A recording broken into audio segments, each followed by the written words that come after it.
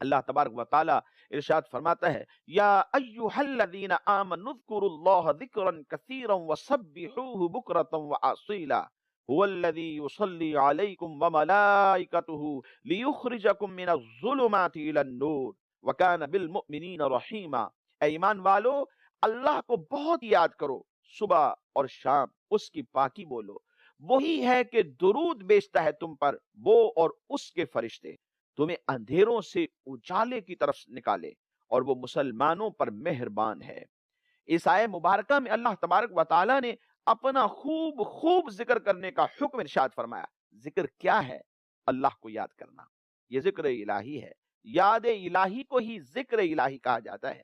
حضرت مجدد الافسانی رحمت اللہ تعالی علیہ فرماتے ہیں، حقیقت الذکر رفع الغفلہ، کہ ذکر کی حقیقت یہ ہے کہ غفلت کا دور ہو جانا، غفلت زائل ہو جائے، اور ایک لمحے کے لیے، ایک ساتھ کے لیے بھی اللہ تبارک و تعالیٰ کے ذکر سے بندہ غافل نہ رہے، کیونکہ غفلت یہ تو موت ہے، اور یہ دل کو برباد کر کے رکھ دیتی ہے۔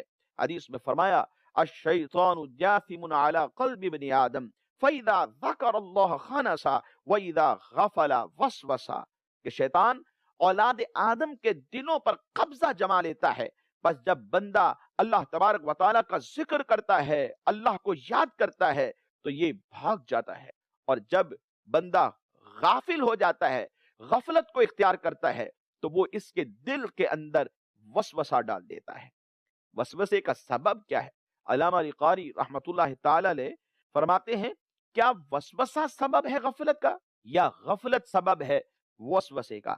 پھر اس کے اوپر حدیث کو پیش کرتے ہوئے فرماتے ہیں، وَإِذَا غَفَلَ وَسْوَسَ، غفلت سبب ہے وسوسے کا، تو جب بندہ غافل ہوا تو شیطان اس کے دل کے اوپر قبضہ جما لیتا ہے، اور اس کے دل کے اندر پھر وسوسہ پیدا کرتا ہے، اور یہی وہ وسوسہ ہے کہ جو اسے یاد الہی سے دور کر کے رکھ دیتا ہے۔